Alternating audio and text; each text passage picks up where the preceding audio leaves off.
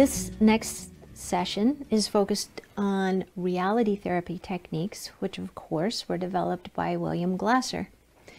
And you know, John, some people hear the term reality therapy, and I think they decide that it's very confrontational, which actually it isn't.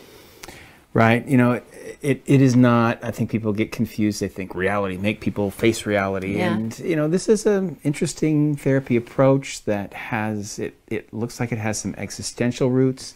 It also has a feel of being very Adlerian in the way it's used. The focus is on concrete behaviors and concrete thoughts that clients have control over. Right. And that's very important. There's a big emphasis on self-evaluation.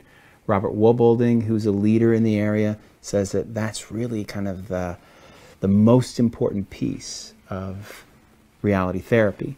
He also emphasizes planning and specific planning. And really, reality therapy can be captured, I think, in the 4 big reality therapy questions, originally developed by Glasser, but articulated also by Wubbolding. And those are, what do you want? What are you doing? Is it working? And should you make a new plan? So in this set that we're going to watch, John is working with Sidra, who's struggling with back pain.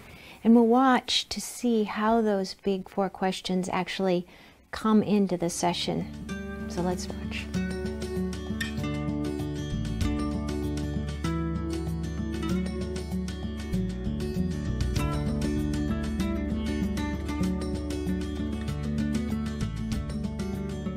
I'm wondering if we had a session today that was positive for you, in that you were able to feel that we've accomplished something important to you. What would that look like?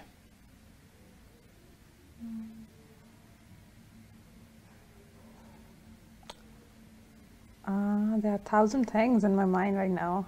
I don't know which one I should say. There are a lot of things that are important to you, and so it's hard to choose just one. Yeah.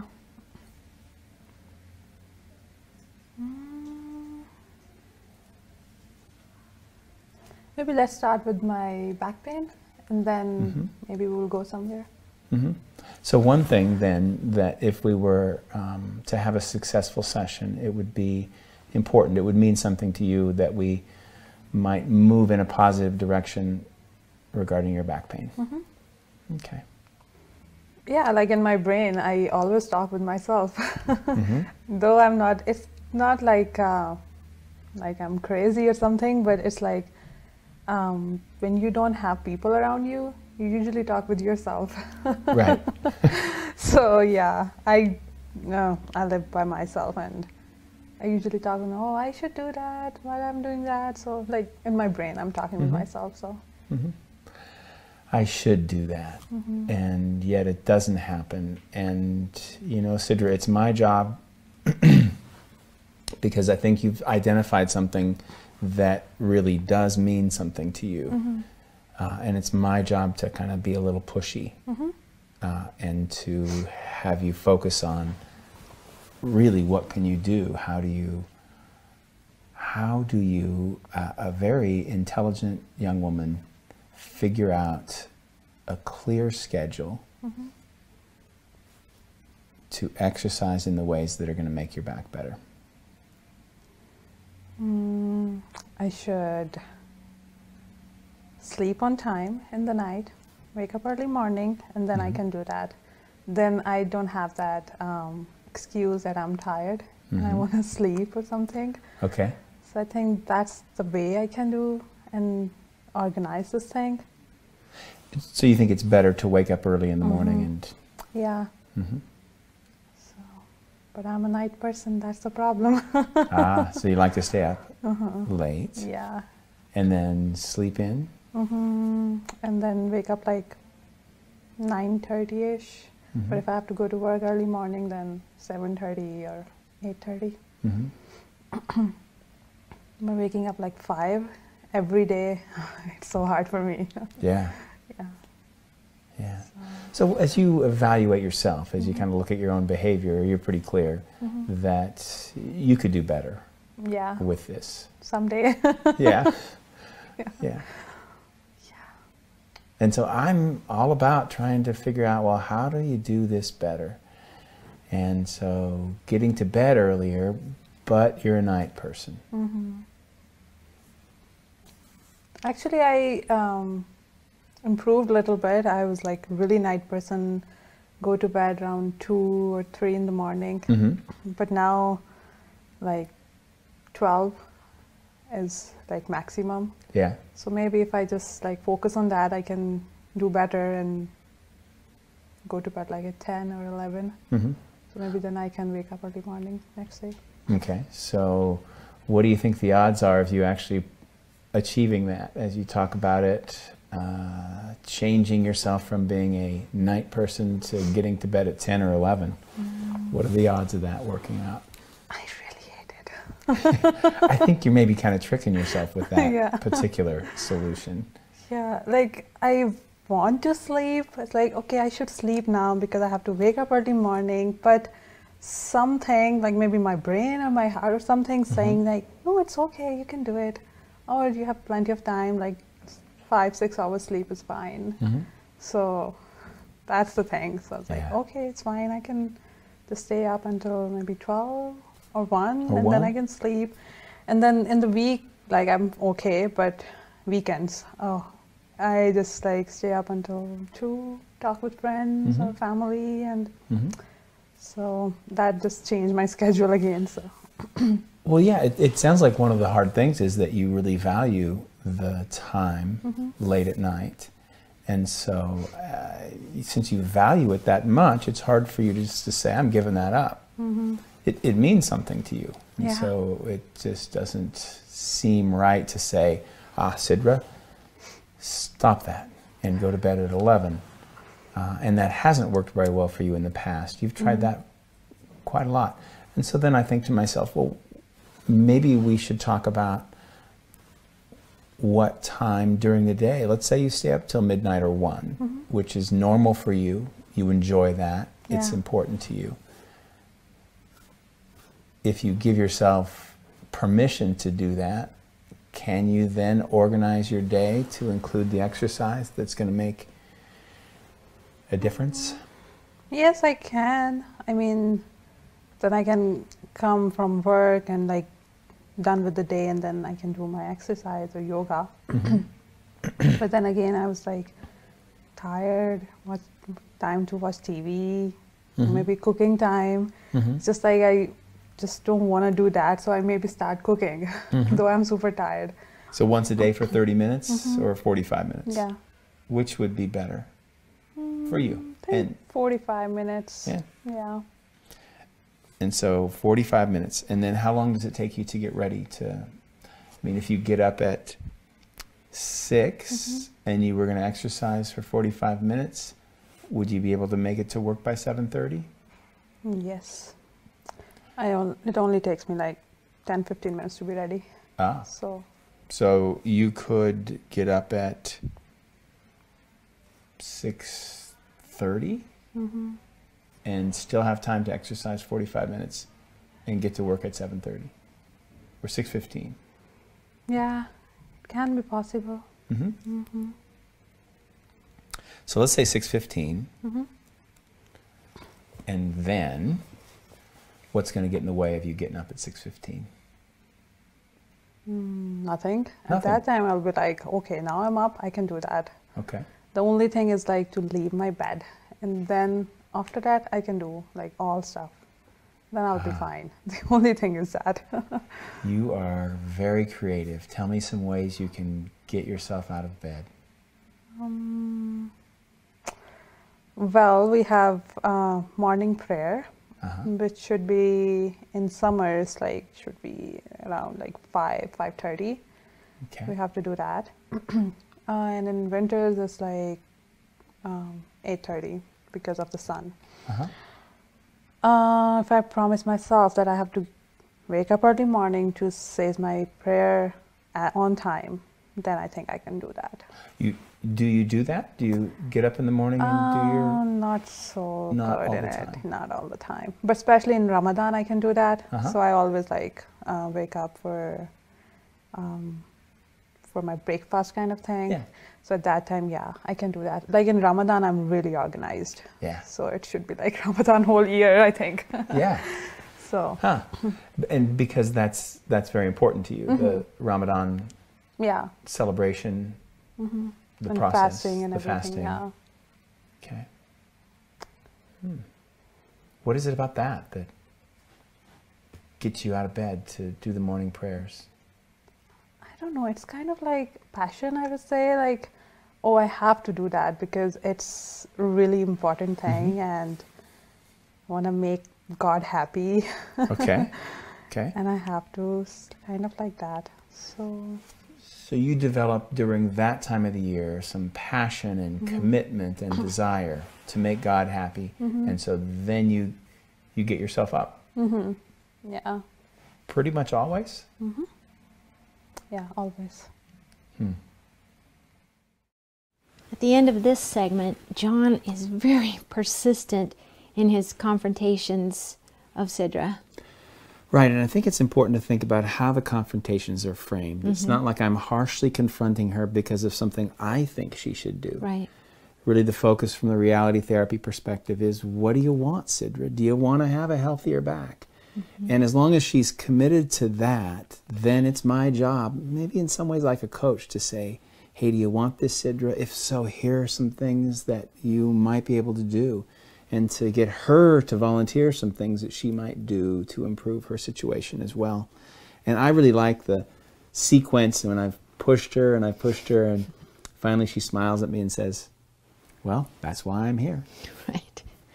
In this next section, we get to watch John use his amazing art skills to draw and illustrate the use of the reality therapy car.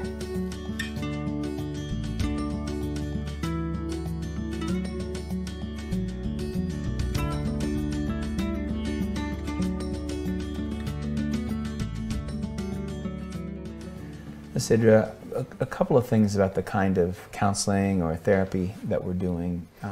One is that, as it turns out, there are some things you have control over and some things you have less control over. Would you say that that seems true? Yeah. So I'm going to just draw a little picture here on my clipboard that illustrates what you do have more control over and less control over. Okay. And so I'm not a very good drawer, and so I want you to, I guess, have patience with my drawing ability. Okay. But I'm drawing 4 wheels here.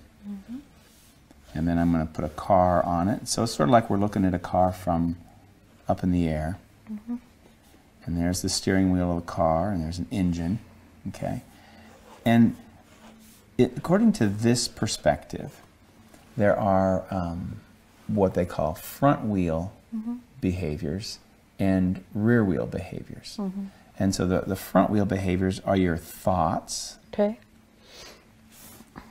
and your actions. Okay? Those are things that you more or less have control over. Yeah.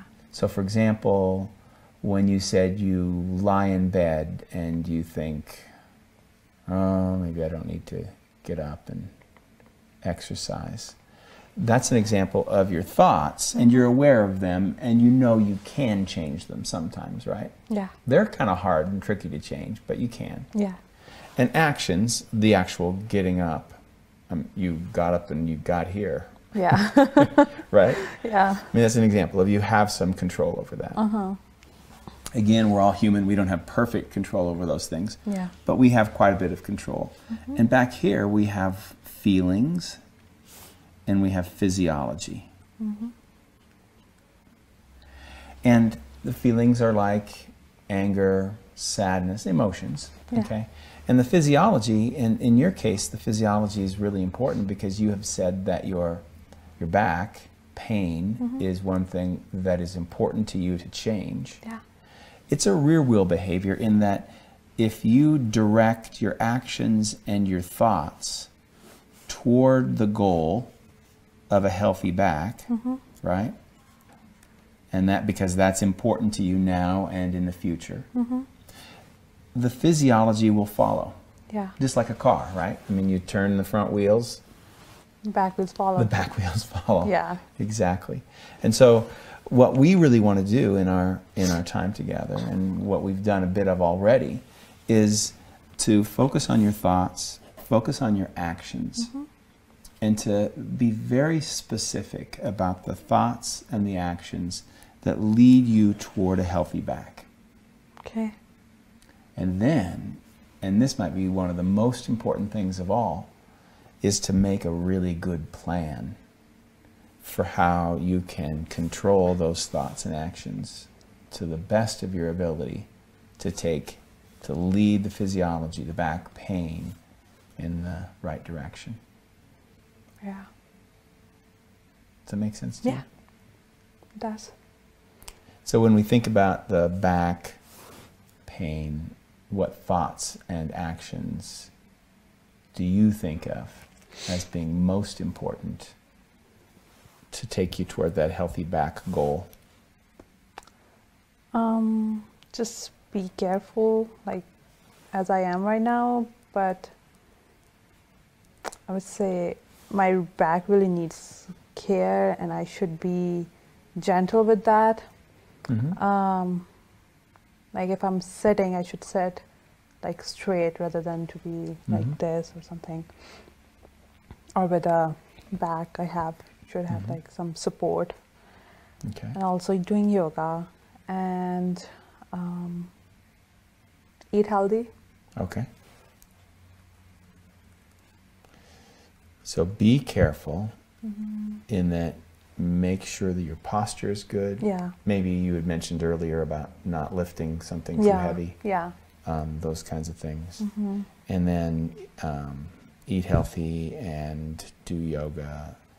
Those three things, or maybe also kind of like a person, if I start something, I just really want to finish that thing, like right away. I have no tolerance, I would say, that thing. So maybe I should start focusing on that. So if I start something, I can do it tomorrow. So just not like be hard on myself. Like I want to do that. Something. So. Yeah, somehow what I'm hearing there is that's maybe more the thoughts. Yeah. Obviously, these are actions. Be careful, eat healthy, do yoga. And then the thoughts are, this is really important to me. I want a healthy back. Yeah. I want to be away from pain. What I'm doing right now is I'm thinking, how do we make this even a better plan, right? How do we make it so that, and I like the idea of doubling or tripling up the important things to you. Yeah. Prayer, exercise, breakfast. But then I think, are there other things that can make it even more strong of a pull for you to accomplish these things? And you're saying no, and I'm continuing to sort of think, Maybe. maybe. I just think, well, what makes it easier to exercise? What makes it more motivating, simpler? And when you exercise, are you doing yoga? Is that right? Do you do a routine, specific exercises? Specific, just for my back. I cannot do like all of those, otherwise it will start hurting me. Right. So you have a set of yoga exercises, and you do them in the same order each time? Yeah. And are they written down, or are they in a book, or on a video? Or? It was on a video, but now I remember them, how to do that, so I don't need video. You don't need the video anymore? Yeah. Do you like the video? Yeah. Yeah? It was fun. Does that make it more likely to happen or less likely to happen if you've got the video in the video machine and ready to roll at 6, when you go to bed, it's sitting there right ready. Does that make it easier or harder? I think so easy. Maybe. So the video sitting out or in the machine might actually help too. Yeah, I think so. Okay. And that's kind of what we're looking at right now, is what makes it more likely to happen, what makes it less likely to happen. Even the tiny little details of setting, I don't know if it's a video or a DVD or whatever it is, but setting it, would it be better if it was in the machine or sitting out so you can see it? I think in the machine. Yeah. You can just play. Just push play Yeah. and start. Yeah. Okay. When would you put it in the machine? You can see I'm a very picky. I can do it today. You could go home and put it in the Yeah. machine so that it's ready to roll. Yeah, and put the cover on the table so I know Yeah. something is in the machine, so Yeah. I have to do that. Yeah. Yeah. Here's a really funny question for you. How will you remember from this moment to when you get home that you want to put the yoga video? My memory is so good. You will not forget that. No. Yeah. I never forget things. It's just like I don't want to do that. So you might get home and say, I don't want to do that, but you will remember it. Yeah. Yeah, my memory is so good. How will you get yourself home and say, I want to do that?